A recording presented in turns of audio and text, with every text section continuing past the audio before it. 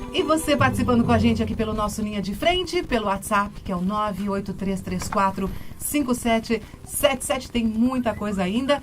Daqui a pouco tem o Dr. Rovai. Hoje o professor Armando Rovai vai falar sobre planos de saúde que dá tanto problema para nós consumidor.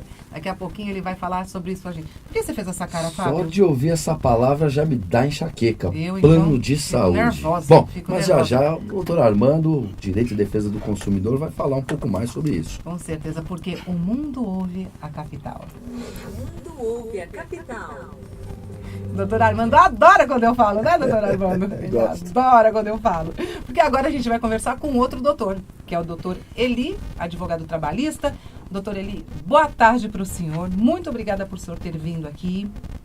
Eu que agradeço, quero cumprimentar você, Ana Paula, você, Fábio Batista, e cumprimentar também todos os rádio ouvintes deste programa. Com certeza. Seja muito bem-vindo, doutor. E o senhor tem grande atuação, um currículo aí de tirar o fôlego, né? Com atuação no Brasil e Portugal, né? É especialista em direito empresarial. Não é isso, doutor Eli?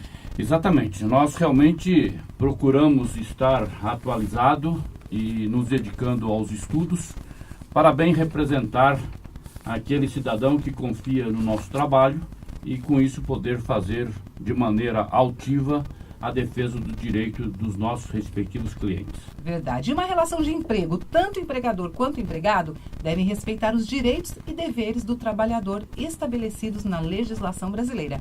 Ambos devem respeitar tanto o que é estabelecido no contrato de trabalho firmado na hora da contratação. É isso, doutor Eli? Sem dúvida. Primeiramente, eu acho que cumprir a lei deve ser a obrigação de todo cidadão que convive numa sociedade organizada. É evidente que essa relação entre capital e trabalho é uma relação extremamente conflituosa, porque normalmente o empregado ele realmente considera que precisa do patrão enquanto ele está procurando um emprego. Sim. Depois que ele acha o emprego, aí ele acha que a situação inverte. E, portanto, Que o patrão precisa dele. Exatamente. Então, o que é importante são as pessoas terem conhecimento dos seus direitos e, acima de tudo, os seus deveres.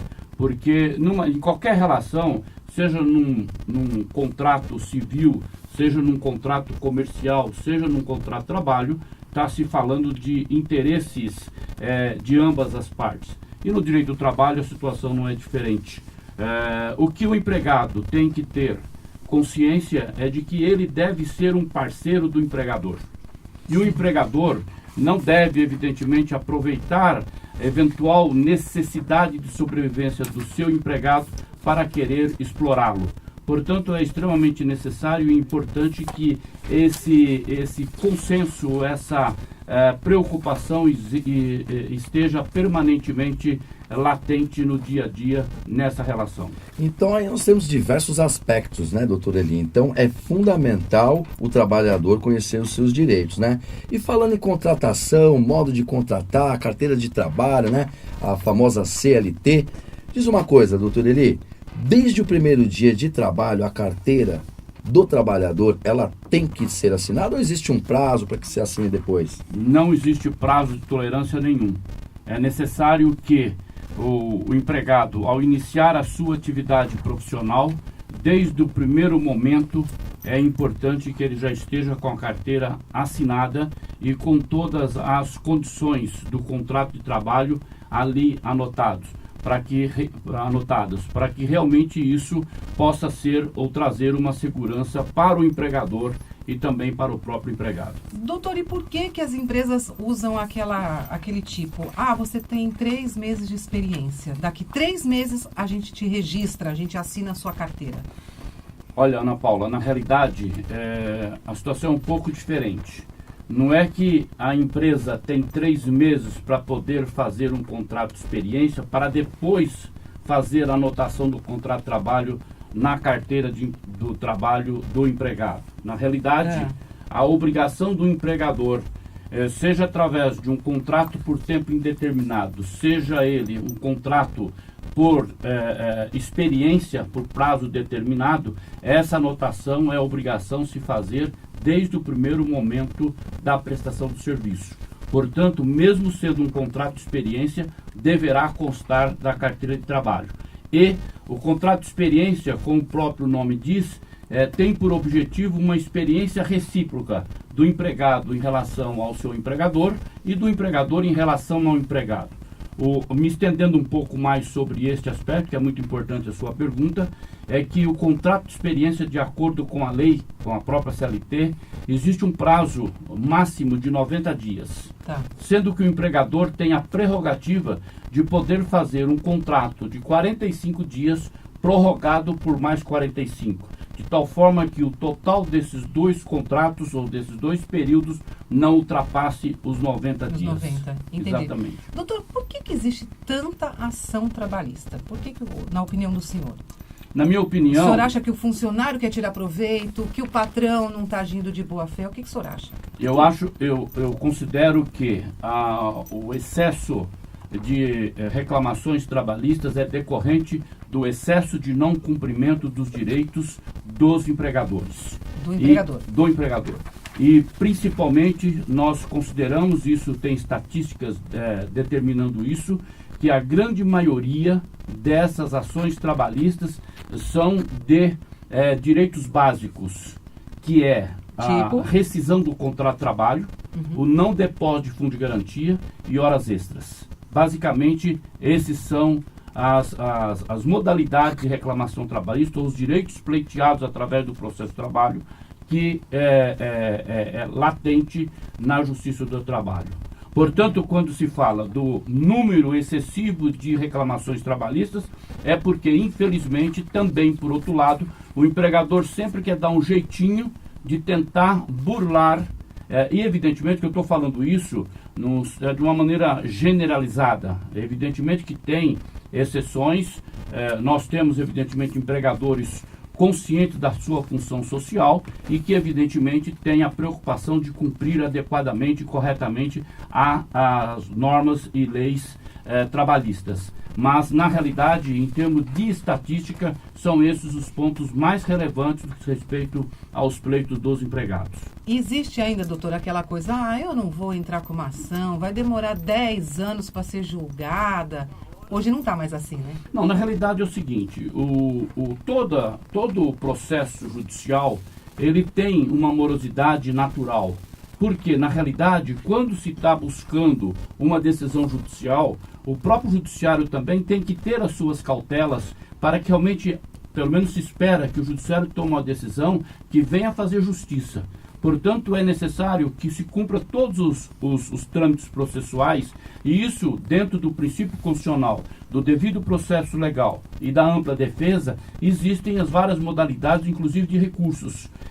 E isso, obviamente, à parte, seja pelo lado do empregado, seja do lado do empregador, ele terá a possibilidade de recorrer se não tiver satisfeito com aquela decisão que foi dada anteriormente. Portanto, essa morosidade, ela é quase que natural. Agora, é evidente que essa questão do empregado, de repente, mesmo tendo direito a pleitear, ele por comodismo, ou de repente tem um outro fator que é importante ser colocado isso para os radioouvintes do seu programa Linha Direta, linha de frente. Faz lá. O que ocorre é o seguinte, é que na realidade, muitas vezes, esse empregado, ele vai buscar o seu direito e ele muitas vezes pode imaginar que vai demorar. Só que o tempo vai passar independentemente dele entrar ou não com o processo. Só que, como eu ia dizendo, existe um outro viés, que é um viés mais abstrato, subjetivo, mas que acaba ficando na cabeça do empregado, é aquela expectativa de que ele entrando com um processo contra o seu ex-empregador, ele vai ter dificuldade de arrumar um outro emprego, porque de repente esse futuro empregador possa ter algum contato com o anterior. Porém, isso é ilegal se alguém utilizar o fato de existir uma ação trabalhista como impedimento para a admissão do empregado. Só que, evidentemente, não vamos ser ingênuos, que esse tipo de informação não deixa rastro.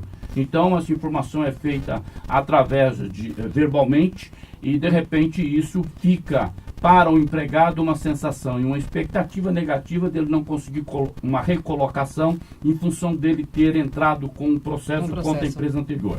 Porém, eu posso dizer que pela minha experiência de 32 anos atuando nessa área, eu posso afirmar que isso pode até acontecer, mas é raro, mesmo porque quando o empregado ou o candidato ao emprego, ele tem as qualificações necessárias para aquela vaga, não vai ser necessariamente uma situação dessa que vai impedi-lo de ser contratado. Entendi. Bom, e para você que ligou o rádio agora, que começou a acompanhar o programa, esse é o programa Linha de Frente com o oferecimento da APEC e o apoio sociocultural do Ibrachina. E nós estamos recebendo aqui hoje o Dr. Eli Alves da Silva, advogado, falando sobre direito do trabalho. Doutor, falando ainda sobre demissão, contratação, é obrigatório todo trabalhador no ato da contratação tem que fazer exame médico? E quem arca com esse custo se for obrigatório? Bom, primeiramente é obrigatório e é uma prevenção para o empregado e também para o empregador, para que isso possa ser atestado a condição em que ele está entrando na empresa. E esse custo deve ser bancado pelo empregador. Portanto, normalmente buscado através do chamado exame de admissão, onde ali vai ser feito a análise pelo médico que tem essa responsabilidade. Não vou entrar no mérito se essa avaliação é feita de uma maneira profunda ou não, mas a rigor, para o cumprimento da legislação, é necessário que seja feito. Pois é, Ana Paula, então é importante, necessário e obrigatório. Tem que ser feito. Tá vendo aí, Ana Paula? Tá vendo? Tem Exame que fazer. médico. Agora, doutora, a gente falando um pouquinho de salário, né? Tem um prazo máximo para pagamento? Uma data limite, alguma coisa assim? De acordo com a lei, o pagamento tem que ser feito até o 5º dia útil do mês seguinte à prestação do serviço. É evidente que essa não é a única regra, porque essa regra pode ser alterada através da norma coletiva da categoria, porque de repente, em função dessa norma coletiva, que é o dissídio coletivo ou é uma convenção coletiva, lá pode estipular, por exemplo, que seja feito o pagamento até o dia 5 e não necessariamente, como diz a lei, até o 5º dia útil do mês subsequente. Então, a rigor, o prazo existe sim. Lembrando, Ana Paula, que o 5º dia útil não é o dia 5. O 5º dia útil ele é contado a partir do 1º dia útil do mês. Sim. Não é isso, doutor? Sim. Lembrando que o primeiro dia útil do mês pode ser o dia 1, o dia 2, o dia 3 ou até mesmo o próprio dia 5, não é isso? Exemplificando, se for dia 1º caiu num sábado, então vai ser o 1º dia útil, dia 3. Na segunda-feira. Na segunda-feira. Portanto, a obrigação do empregador é pagar até a sexta-feira. Portanto, que poderá ser, no meu exemplo, dia 7. Entendi. Certo. Doutor Eli, lembrando, né, que a Rádio Capital tem aqui diversos programas, né? Nós recebemos aqui muitos advogados, né? E também abrimos o telefone aí para os ouvintes, né? Em outros programas. E nós percebemos aí do ano passado que uma das maiores queixas era questão relacionada à jornada de trabalho, né? Então, nesse sentido, nós gostaríamos de saber, eu e Ana Paula, qual é a jornada máxima de trabalho permitida no Brasil e o que acontece quando essa jornada ultrapassa a sua quantidade, o seu número? Na realidade, nós temos que definir que a jornada de trabalho determinada ou definida pela Constituição Federal é de 220 horas mensais. Isso é dividido ou considerado 44 horas semanais ou 8 horas diárias. 44 horas semanais. Então, de segunda a sexta, tem que ser cumprida a jornada de 44 horas semanais, o que dá aí mais ou menos, de segunda a sábado, né? O que dá aí mais ou menos cerca de 8 horas por dia. Isso. É importante também, primeiro eu quero até fazer um parênteses ressaltando a importância do trabalho de vocês, de levar esse tipo de informação para o nosso público de uma maneira geral, e porque isso também faz parte da educação, exigir e saber quais são os seus direitos. E neste aspecto específico da jornada de trabalho, é importante dizer o seguinte: quando se fala 8 horas de trabalho no dia, isso pode ser de dia ou pode ser de noite. Tem algumas variáveis aí, eu vou rapidamente tentar explicar. o horário diurno, ele vai trabalhar, por exemplo, das 8, ele trabalha 4 horas, Sim. tem 1 hora de descanso, que é o mínimo, e depois mais 4 horas. Seria o almoço. Seria o almoço. Então, na realidade, ele ficou, aparentemente, na empresa durante 9 horas, mais 1 hora descansando.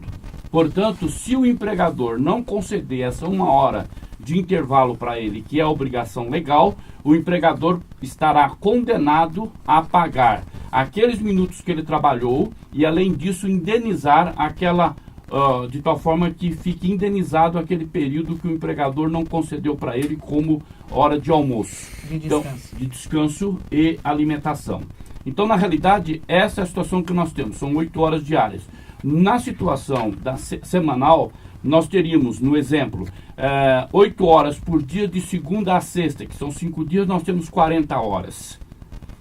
Sobraria ou faltariam 4 horas. Essas 4 horas seriam trabalhadas no sábado. Muitas vezes o empregador, por uma questão de política e de gestão de pessoas, ele prefere, então, já acumular todas essas horas durante a semana de segunda a sexta. O que significa isso? Significa que essas 4 horas seriam diluídas durante a semana. Então essa pessoa iria trabalhar 8 horas e 48 minutos por dia, de tal forma que ela estaria compensando o sábado e não teria que ir lá para trabalhar só 4 horas. Isso é uma questão importante, porque primeiro que vai evitar um custo adicional, deslocamento desse empregado até o trabalho e retorno. Além disso, um custo adicional para a empresa que vai estar lá, no caso, sobretudo quando você fala num escritório ou numa área administrativa, da empresa ficar no sábado 4 horas com as luzes acesas, etc. Então tudo isso é um jogo de interesses que evidentemente acaba utilizando-se essa regra de integrar essas 4 horas do sábado em cada dia da semana, de tal forma que fica aí integralizado as 44 horas semanais.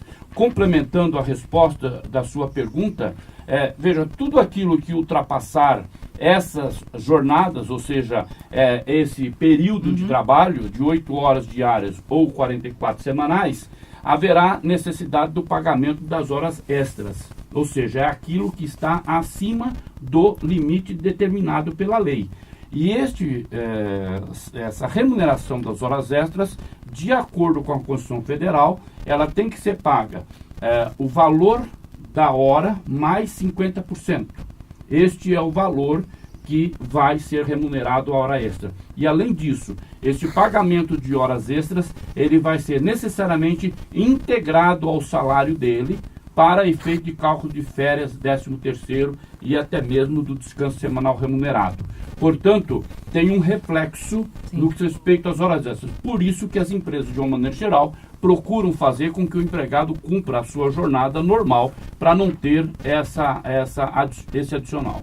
Ana Paula, e fica aí a dica para os nossos ouvintes, né? O tema direitos e deveres, né? Quando o assunto é trabalho, lógico, é muito amplo. Mas você ia dizendo o quê? Eu ia perguntar para o doutor Eli, se eu sou demitida por justa causa, mas eu não concordo com isso, o que eu posso fazer? Tem alguma coisa? Tem. Você pode, e aí eu estou falando você em função da pergunta feita, você sendo demitida e essa demissão tenha sido, apesar de titulada ou rotulada como justa causa, você tem a possibilidade de, através da reclamação trabalhista, objetivar que seja descaracterizada essa justa causa. Então, vamos admitir hipoteticamente. A pessoa está trabalhando já há 4, 5 anos numa empresa. Nunca ela sofreu nenhuma advertência. Nunca ela teve nenhuma falta. E, de repente, por ter trocado de chefe, e aquele chefe não foi com a cara daquele empregado, e de repente ele começa a querer forçar uma barra para colocar essa pessoa para fora.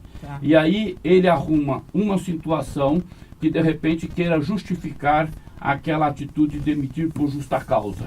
E em acontecendo isso, se aquelas razões que foram levadas o empregador a demiti-lo por justa causa não ficar caracterizado, havendo a prova, a justiça vai determinar que seja reconsiderada aquela justa causa e que seja aplicado demissão Normal. sem justa causa normal e, consequentemente, esse empregado vai receber todos os haveres que ele teria direito, inclusive o levantamento do fundo de garantia e os 40% da multa. Viu que é importante isso, Justo, Fábio? né? Importante Sim. e justo, né? E olha só, doutor Eli, quando o assunto é trabalho, nós aqui do programa Linha de Frente, eu, Ana Paula, Família Capital, ficamos aí na torcida para que a nossa economia melhore, para que o nosso país possa alavancar e cada vez mais ter vagas de emprego, empreendedores de sucesso, né? Doutor Eli, a nossa entrevista vai chegando ao fim, mas nós gostaríamos de receber o senhor aqui novamente para trazer outros temas ligados às questões do trabalho, aos direitos e os deveres do trabalhador. Fica o convite para o senhor voltar aqui. Doutor, antes do senhor ir embora, eu tenho uma última dúvida que eu queria saber, Fábio, doutor Eli. Eu acho que a lei mudou um pouco. Por exemplo, eu trabalhei 20 anos numa empresa. Aí eu vou sair agora, fui mandada embora, eu pedi demissão. Aí falam, você só tem direito a receber dos últimos 5 anos. Eu perco tudo que eu tinha nos outros 15? É verdade. Na realidade, o direito do trabalho, ele fala na prescrição, tecnicamente esse é o nome, que aquilo que ultrapassou há 5 anos está prescrito. Portanto, mesmo havendo alguma irregularidade anterior a esses 5 anos do contrato de trabalho, não pode mais pleitear. Mas a sua pergunta me faz com que eu tenha que esclarecer um detalhe. Veja, quando o empregado, no seu exemplo, trabalhou 20 anos, ele saiu e ele tem direito aos últimos 5 anos para reclamar o que é direito dele. Só que é o seguinte, se ele demorar 1 ano para entrar com o processo, retroage a 5. Consequentemente, ele só vai ter direito a 4 anos. Tá? Então, quer dizer, o empregado que é demitido ou pede demissão e ele tem direitos a reclamar, ele não deve cochilar. Ele deve realmente ir o mais rápido possível buscar esses direitos. Tá certo, doutor Eli. Muito obrigado pela sua participação. O senhor esclareceu muitas dúvidas importantes para a gente, para os nossos ouvintes. Então, o senhor já está convidado a voltar outras vezes aqui no nosso Linha de Frente. Eu estou à disposição e realmente é sempre um prazer e uma satisfação. E também eu diria que, sem nenhuma dúvida, na hora que precisar e que eu for chamado, aqui estarei. Com certeza. Muito obrigada, viu, doutor Eli? Muito obrigado, grande abraço para o senhor. Feliz Páscoa. Um abraço para o senhor. Obrigado e a todos também. Uma excelente Páscoa. E o Linha de Frente volta em 1 minuto. A gente vai para os comerciais, sempre com oferecimento da APEC e o apoio cultural da Ibra China. Voltamos já.